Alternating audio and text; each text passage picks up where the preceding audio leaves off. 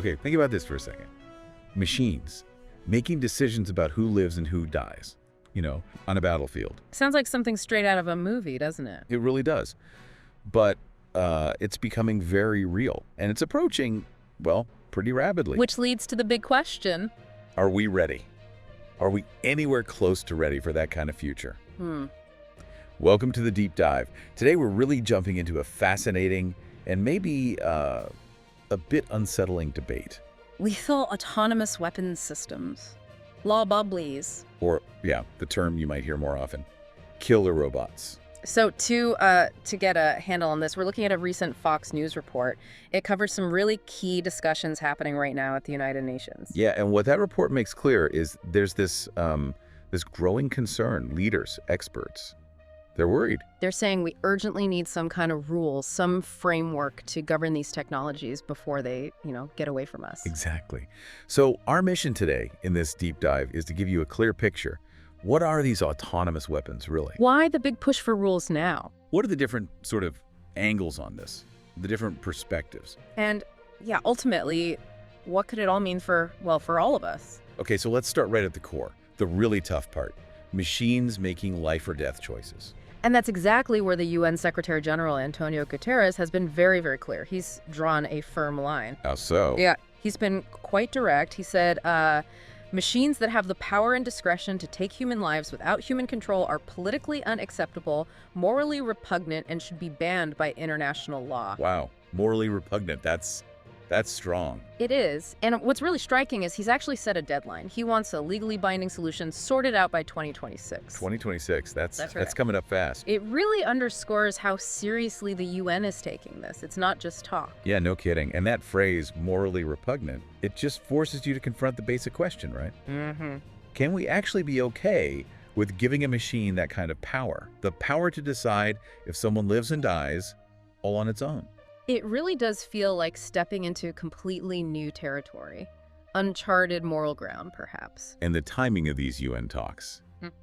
The Fox News report links it to what's happening now. Exactly. The conflicts in Ukraine, in Gaza, it adds this layer of real urgency. This isn't just a theoretical debate anymore. Right. It's not abstract. The idea that these weapons could actually be used, maybe soon, Yeah. It feels much more tangible now. It takes it out of the lab, out of the policy papers, and potentially onto the battlefield. Which obviously has immediate, potentially devastating consequences. And it's not just the politicians raising flags, is it?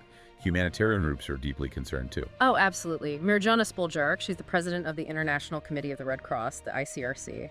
She made a really powerful statement at the UN. What is her main point? She's strongly backing regulation, but she warned that the technology is it's advancing so much faster than our ability to create the rules for it. Ah, that gap. The tech outpaces the ethics, the law. Precisely. And she sees that gap as incredibly dangerous. She warns specifically about grave humanitarian consequences. Grave consequences. Yeah, she said, and I'm quoting here, "Machines with the power and discretion to take lives without human involvement threaten to transform warfare in ways with grave humanitarian consequences. They also raise fundamental ethical and human rights concerns. All humanity will be affected." All humanity will be affected. Coming from the ICRC, that carries immense weight. You have to listen when they say that. Definitely. It really makes you stop and think. Now, an interesting point about defining these weapons. Yeah. When we talk about autonomous weapons, I think a lot of us immediately picture, like, super smart AI, right? Making really complex decisions. Like in the movies, yeah. Skynet stuff. Kind of. But the UN actually clarified something important. A weapon doesn't necessarily need AI to be autonomous. Oh, right. How does that work then? Some systems can operate on their own based on pre-programmed instructions. Think of it like set parameters. Yeah. So it could be like, if X condition is met and Y target signature is detected, then engage, without needing a human to say go at that exact moment. Exactly. Once it's activated, it could identify and engage targets within its defined rules without further human intervention in that specific action. I see. So not necessarily self-aware thinking machines, but automated processes making the final decision. Precisely. However, the UN also pointed out that AI advancements could further enable these systems. Ah, okay. So AI could make them more sophisticated, more capable, maybe harder to predict. Potentially, yes.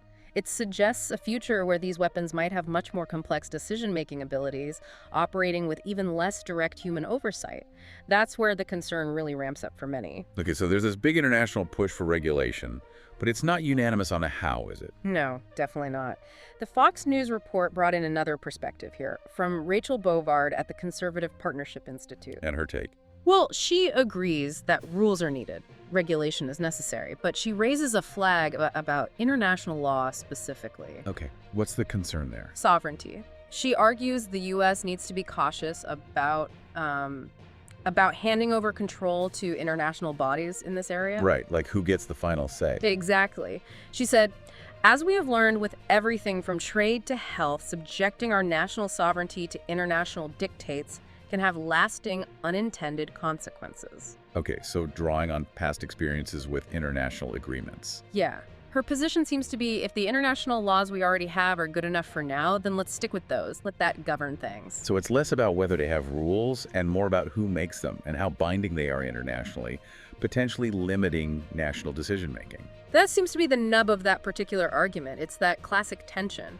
Global standards versus national autonomy, especially in defense. And this whole debate, it isn't new, is it? Not at all. The report reminds us countries part of the Convention on Certain Conventional Weapons, they've been talking about this since 2014. Wow, a decade. That really tells you something about how difficult this is. It does. So many different national interests, different ethical viewpoints, different security concerns. It's complex to find common ground. And what have those decade-long talks focused on? What are the options on the table? Broadly, two main paths seem to be under consideration. First, a potential full ban on systems that operate completely without human control in the critical functions selecting and engaging targets. Okay, the most autonomous systems. Ban them outright. That's one possibility being discussed. The other is focused more on regulation for systems where there is still some human involvement, some meaningful human control. Defining what that control looks like is key. Right, so different tiers, perhaps. Yeah. Ban some, regulate others. That seems to be the shape of the discussion. It shows the different ways the international community is trying to approach this.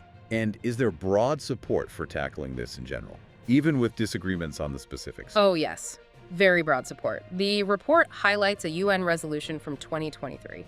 Over 160 nations backed it. 160, that's significant. What did it call for? It called for countries to actively address the risks, to deal with the challenges posed by law Ws. So a strong signal that globally this is seen as a major issue that needs attention. Absolutely. A clear international consensus on the need to act. But, and this feels like the crucial but. Yes. Despite all the talks, despite that resolution, despite the urgency, the reality, as the Fox News report states very clearly, is this. No specific international law exists right now. Correct. There is currently no specific international law that regulates lethal autonomous weapons systems. That's the gap. The gap that Secretary General Guterres, the ICRC, and many others are desperately trying to fill. Precisely. That's the challenge. Okay, so let's try and bring this all together then. What are the key takeaways here? Well, I think it's clear the world is really wrestling with this. The ethics, the humanitarian risks, the legal questions around law. It's huge. And there's definite momentum, a strong push for rules.